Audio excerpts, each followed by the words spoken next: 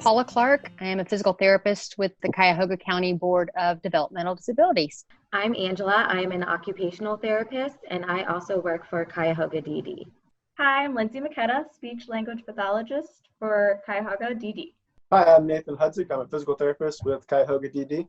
This was totally unplanned. We were chatting about a project that we're going to be doing, and we started talking about how we have been and are starting to use video conferencing to deliver our home visits during the pandemic. And these wonderful providers had such great insights. I said, "Ooh, could I record you right now?" And they said, "Yeah." So what are general strategies we could recommend to other practitioners about how to retrofit what we used to do in homes with families to now that we're going to be delivering home visits through video conferencing? I've been really trying to be conscious and really asking families, what is your routine like now? Because things are most likely very different for almost all the families. So trying to figure out what their day looks like now, how they're handling that. You know, a lot of families have the older kids at home now, which have their schoolwork. And so that's like a new routine to the family. It's a little bit more difficult now. So just really trying to ask families how they're doing with those routine changes and trying to find ways to support them through that.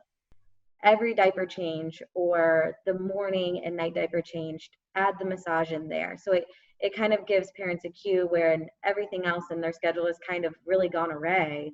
Now I know this is when we're going to work on this. We have to get out of our comfort zone of being in front of the parent, and doing this is kind of forcing that, which has been really nice. As a PT, I like to get my hands on those little babies and to take a step back and really put into practice the coaching has been really effective and pretty wonderful, actually. Some of my families personally they get in there and you know that they're doing those strategies on their own. They're showing me how they're trying to carry over something that I may have shown them 2 weeks ago or 3 weeks ago. And then I can kind of coach them through. And sometimes it's successful. Sometimes we have to change things. It really does put the ball in their court. It's nice. You can't rely on those therapy skills. You have to rely on your coaching skills and really problem solving with the parents. This is maybe our strategy. How can we make that work for you guys? Really kind of getting into what is your routine like now? What does this look like? So we can problem solve. How did that go? I think a little bit more effectively. The families feel more empowered by it. I feel like I'm doing a better job at being a coach. Now, me not being in the home, I can't directly see, hey, let's pull this over and try and do this, where now I'm kind of saying, okay, this is what we've been working on. How have you been trying it at home? And so it really kind of puts the ball in their court to get a little bit creative so that they're not always relying on just the suggestions that I made, but they're able to come up with their own ideas to help their child. I've worked with some families that said that they actually prefer this, kind of like what Paula was saying, of you want to get your hands on that child. And in this case, even with families that sometimes like to step back and observe and process, they're not able to do that as much. So it really puts the ball in their court, and they've been doing really well with it. I've been trying to start my sessions with how is everything going? What's kind of happening with your family? And I've noticed that a lot of my families are having kind of external things happening. And we're kind of working through situations that our families need help kind of navigating through. I have one kid who his primary caregivers were his great-grandparents, and since they're older, their daughter lives next door, his great aunt, and so they had him go stay with her for a little while just due to health concerns and different things with the pandemic. And then she actually got ill herself, and so who is caring for the child has been a little bit different for this family. And so I'm supposed to do a virtual visit with a family member I haven't met before. So just adding in those different dynamics, and then also just trying to be a support to the family as she's going through the testing and things like that. So trying to let her know I'm here if you need me, let me know if you need resources or have questions, and we can reach out to hopefully help them if they have any other additional resources that they need at this time. I work with a family right now that it's a single mother in public housing, and she worked 2 jobs. And she's been furloughed from both positions right now during this pandemic. So it's put more of a financial crunch, and it's put a significant stress on the family.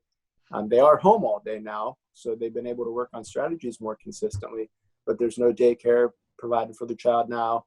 And they also live in an area where she said they really have to time when the deliveries come for the grocery stores, because the shelves get emptied immediately in their neighborhood, and they have limited availability where they are for stores. And that's been really difficult for them, and they've talked about those difficulties with me during visits.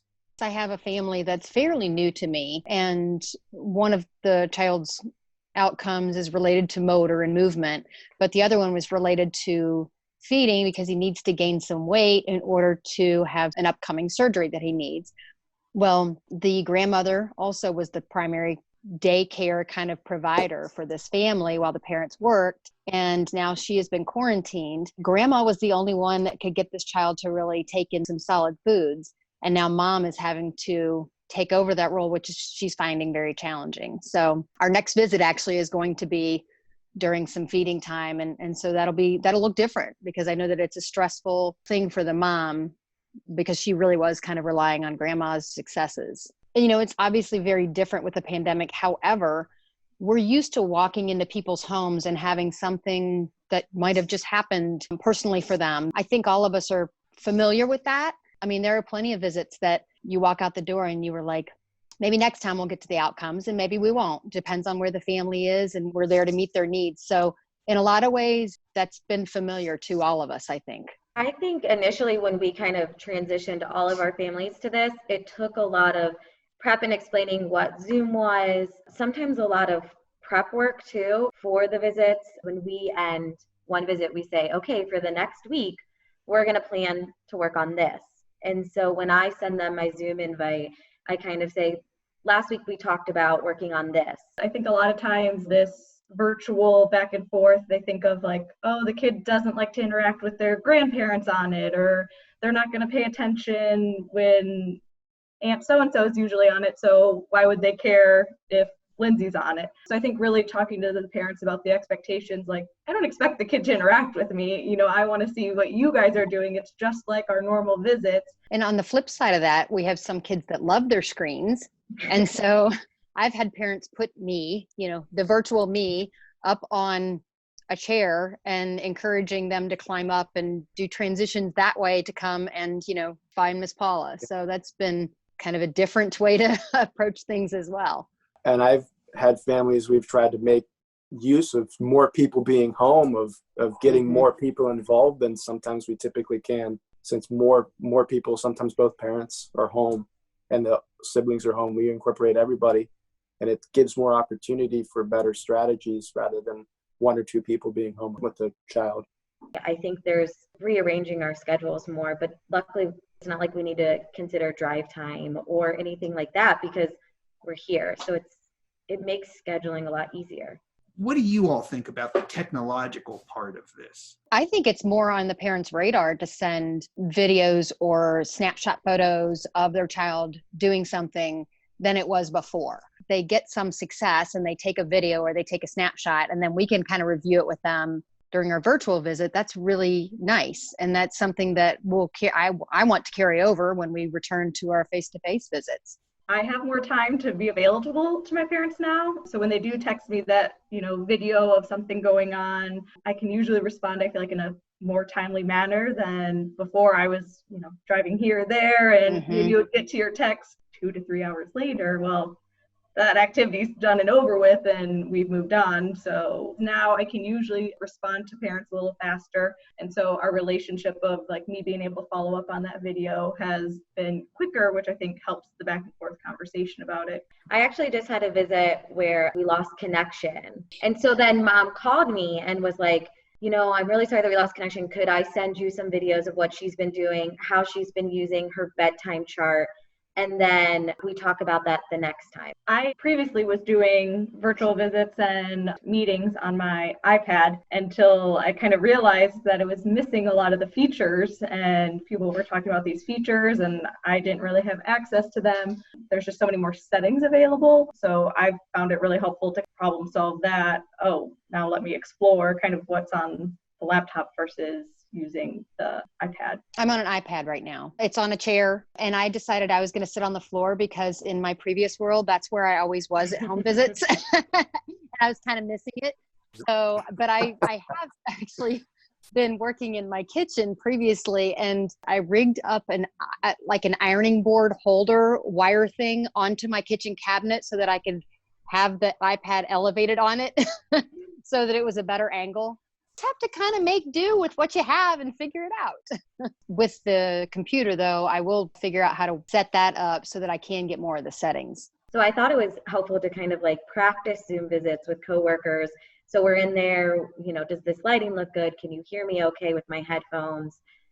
Can you see when I share this screen? Okay, now I took it away. What does it look like? So you're kind of not testing that with a family, but you're kind of learning through with a coworker. What final advice could you offer about delivering home visits through video conferencing?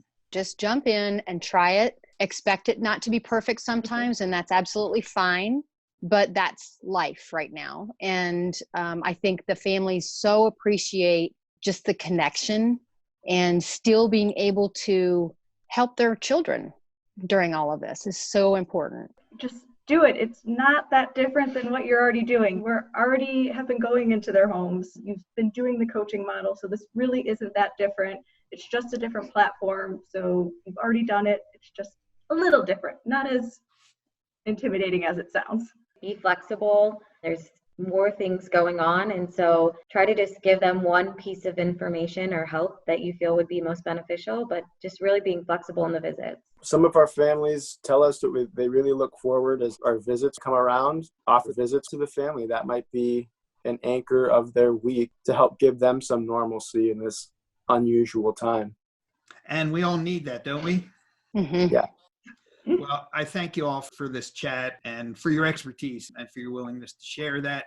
And I look forward to working with you more in the coming weeks. So thank you all so much. Thank you. Thank you. Larry.